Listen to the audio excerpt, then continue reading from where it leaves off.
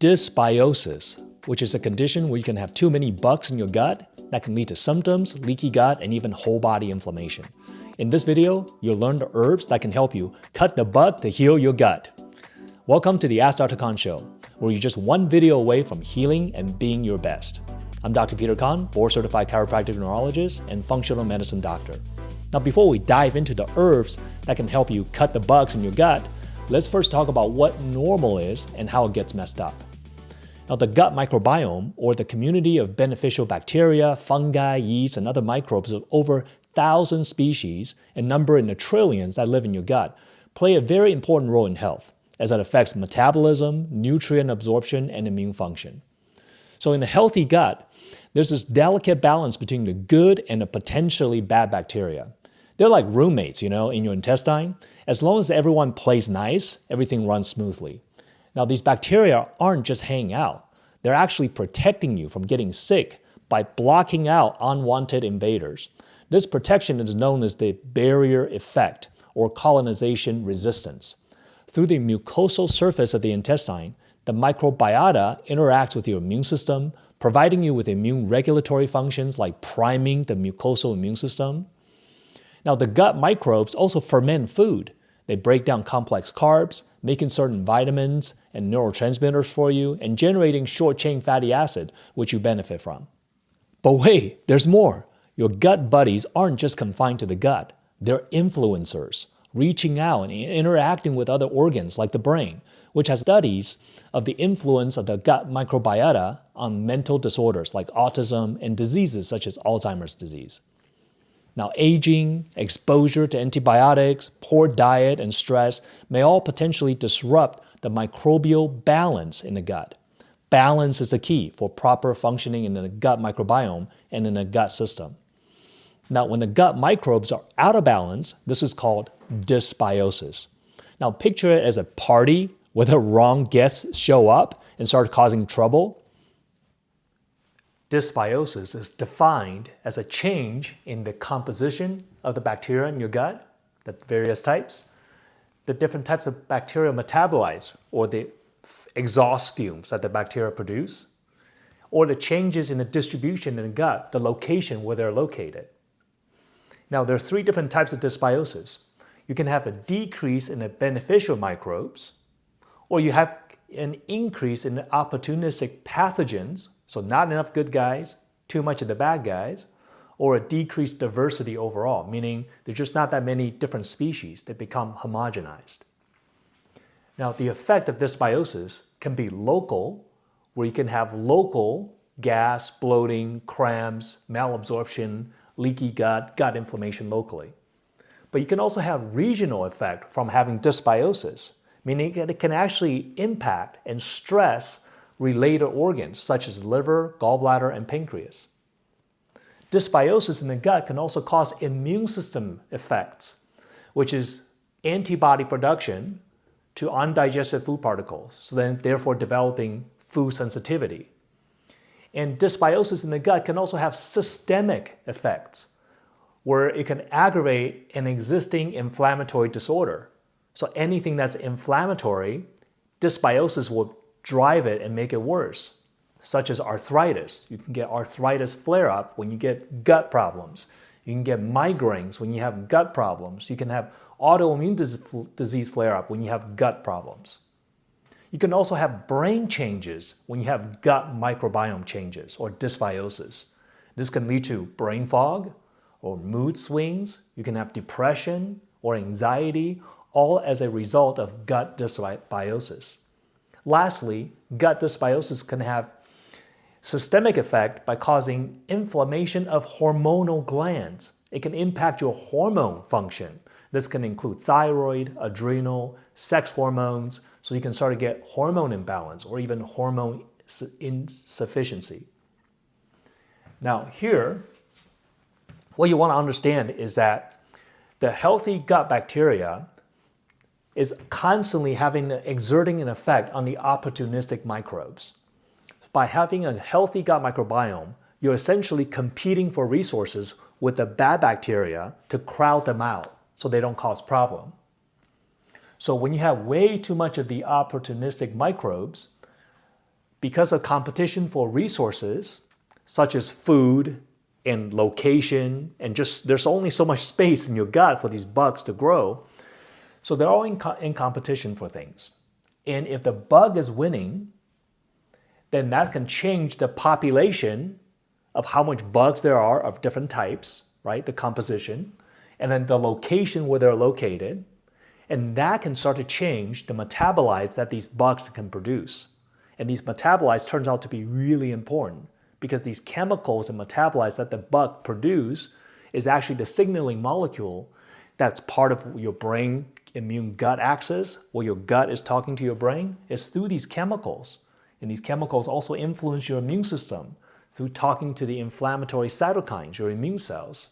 So the change in the population and the location of these bugs literally changes the chemicals and your immune system function. And that is really primarily what's causing the problem. It's not just the bug themselves is causing the problem.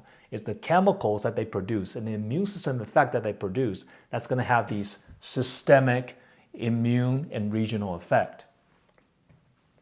Now know that these opportunistic microbes, they're always in competition with the healthy microbes. So what will cause these opportunistic microbes to not get control or to get out of control? Because your immune system is always trying to control the microbes, whether they're good microbes or bad microbes. All microbes have to be controlled by the immune system, right? Your immune system's kind of like trimming the weeds, so to speak, because if it doesn't, all these bacteria will just grow out of control. So your immune system have to exert a role to controlling the microbes. So when the opportunistic microbes are growing too much, out-competing the beneficial microbes, typically it's because a terrain problem or decreased immune function. So your immune system cannot control the microbes. The terrain problem can be caused by the things that you eat, processed foods, sugary foods, but also can be impacted by toxins. Certain environmental toxins like glyphosate from your regular Roundup pesticide and herbicide can actually damage your own microbiome and allowing the bad guys who may be more resistant to the glyphosate to overgrow. Stress can also cause your beneficial microbe to not do as well and actually cause the opportunistic microbe to have an opportunity, that's why they call opportunistic, an opportunity to thrive. And inflammation can also impact your healthy microbe versus the opportunistic microbe. So the terrain, which are things, a lot of these we can control, can be an opportunity for us to impact the opportunistic microbes. Now, the immune system and the microbes are always seeking a balance. So, and when we say microbes, we mean both the healthy microbes and the opportunistic microbe. Remember, the immune cells have to control all microbes in the body, whether it's beneficial or not. And you have way too much microbes growing, even if they're growing out of balance, or even if the good guys are growing too much, that's still a dysbiosis. Dysbiosis, people think it's just the bad microbes, but even if the beneficial microbes are growing way too much out of control, that can still be a problem. We often see this on stool tests, where we see too much of certain beneficial bacteria, and these people usually have a lot of gut problems. So too much microbes means your immune system is not able to control the microbes. And that in and of itself is inflammatory.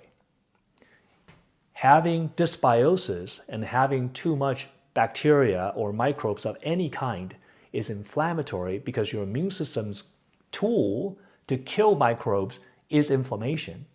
But if the immune system is not strong enough or not sufficient enough to kill the microbe, then you're going to have this chronic inflammatory response because you're trying to kill the microbes, but you're not winning. So you're both inflamed and infected at the same time.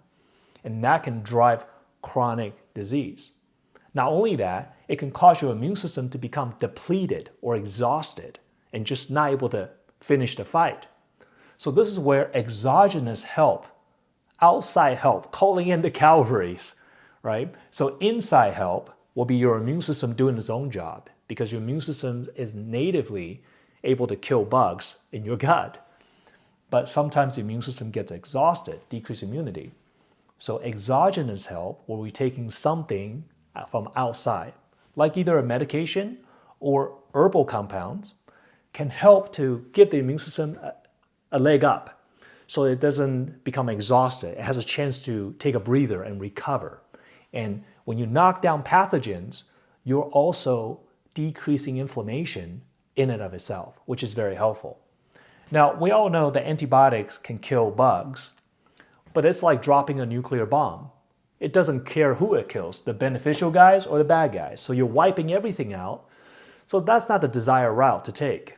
Although there's a time and place for everything, but there's also a time and place to not take antibiotic, right? You can't live on antibiotic. It's not a healthy route to go. There may be certain instances where you may need it short term, but that's not what we're talking about. We're talking about chronic issues. So then herbal compound can be really a shining star here, because herbal compounds tend to not be as decisive in its action compared to the antibiotic. So it doesn't wipe everything out. So then therefore, you don't have the same side effect profile as an antibiotic. Now, the herbal compounds also tend to be more discriminate, meaning it tend to have more antimicrobial actions against the negative pathogens and tend to not have as strong of an antimicrobial effect on the healthy gut microbiome. So tend to have that selective effect. Okay? It does work slower because it's not a nuclear bomb, so we're gradually changing the composition, right? We're gradually changing the composition. So it's going to take time, but it can be done on a regular, consistent basis, especially with people with chronic dysbiosis. The tide may take a long time to change, and we may need to continuously put pressure on the opportunistic microbe to suppress them, and that's where the herbal can come in, because you wouldn't necessarily want to take antibiotics for months and months. And as an added bonus, these antimicrobial herbs also have other beneficial effects, such as effect on your immune system overall. They may have antioxidant effect. Some of these herbs may have benefit in helping with metabolism and blood sugar. So that's what we're going to dive in next. First off is Tribulus. Tribulus extract has been used medicinally in traditional Chinese and Indian medicine for centuries. It contains many bioactive compounds, including saponins and alkaloids, that may have health-promoting properties, such as the support of the GI microbial balance. It also helps support testosterone and adrenal function. Now, Tribulus has been shown to exhibit antibacterial property against several types of pathogenic bacteria and yeast, including Enterococcus faecalis, Staph aureus, E. coli, Candida albicans, and certain strains of Salmonella, Proteus, diphtheria, and Pseudomonas aeruginosa. Next is berberin. Now, berberin is a bitter-tasting alkaloid found in the roots and stem barks of various plants, including Oregon grape, barberry, and golden seal. Now, berberin has been shown to have antimicrobial, antiviral, and antiparasitic properties, including properties against potential pathogens in the GI microbiome. It has also been shown to inhibit the growth of Giardia, cholera, and Amoeba histolytica. Studies have also demonstrated its potential to inhibit yeast and several species of bacteria, including Candida albicans, Staph aureus, E. coli, and Pseudomonas. A systematic review and meta-analysis reviewed 13 randomized controlled trials that added berberin in doses ranging from 120 mg to 500 mg to standard triple therapy treatment for 1 to 2 weeks for H. pylori bacteria. Now, the researchers found that the addition of berberin significantly improved H. pylori eradication. It also increased the healing rates of peptic ulcers, supported the relief of clinical symptoms of heartburn and GERD, as well as reduced the incidence of adverse events compared to standard therapy. Studies have also demonstrated the potential for berberin to be effective against C. diff, including as an adjunct alongside vancomycin, to help to prevent the relapse of C. diff reinfection. Berberin can also support GI health by strengthening the intestinal tight junction and reducing gut permeability, an effect observed in human intestinal epithelial cells in vitro. Now, on top of the GI supportive effect, berberin also has been shown to support healthy blood glucose levels, as well as supporting T helper 1 innate immunity. Artemisinin is derived from the inner bark of the Artemisia annua tree. Its common name was called wormwood or sweet wormwood, owing to its ability to kill parasitic worms. This compound has long been used as an anti-malarial. Studies have demonstrated its efficacy against parasites, as well as various pathogenic bacteria and fungi, including Staph aureus, as well as Candida albicans. It also has been shown to be effective against a range of viruses, including human cytomegalovirus, Epstein-Barr virus, herpes simplex 1, and hepatitis B and C. Artemisinin also supports antioxidant status and immune function. Next is black walnut extract. Now, black walnut extract has a long history of use as an intestinal antiparasitic in botanical medicine. It also possesses activity against common bacterial and fungal pathogens that occur in GI dysbiosis. There have been at least 6 distinct bioactive compounds with antibacterial effects identified in black walnuts, some of which are also antiviral, antifungal, antiparasitic, and antiprotozoa. Black walnut extract has been shown to be effective against Staph aureus. Black walnut extract also has potent anti-inflammatory effects. It was shown to inhibit the secretion of several inflammatory cytokines in cultured human monocytes. Now, Barberry extract, also called uva ursi, has been used as a medicine dating back to the 13th century. Uva ursi contains a compound called arbuticide, which is converted in the gut and liver to hydroquinone. Hydroquinone has antiseptic effects in the GI tract and urinary tract. Uva ursi has been shown to have antibacterial actions against pathogenic organisms, including Pseudomonas. Next is caprylic acid.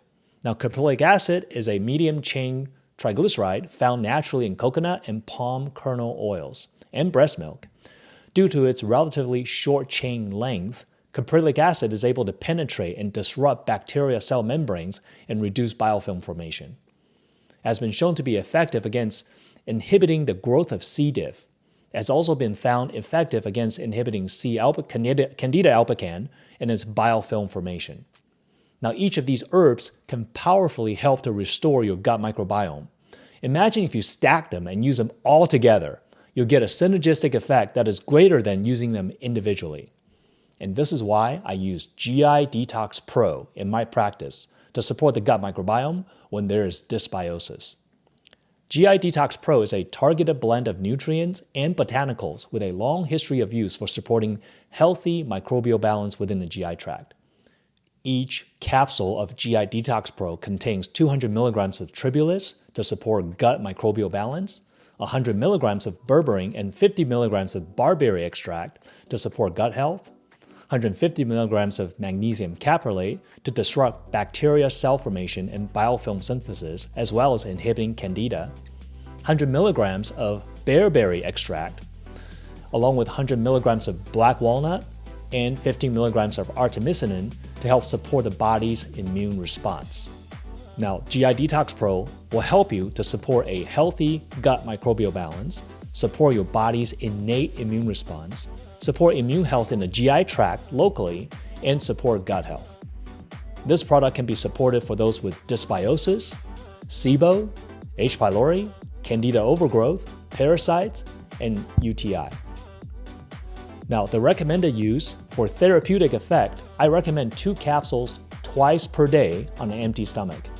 Now, if you're sensitive, you can start with 1 cap per day and work your way up to the therapeutic dose. Now, you may also take supplement with food if you tend to be sensitive to supplements.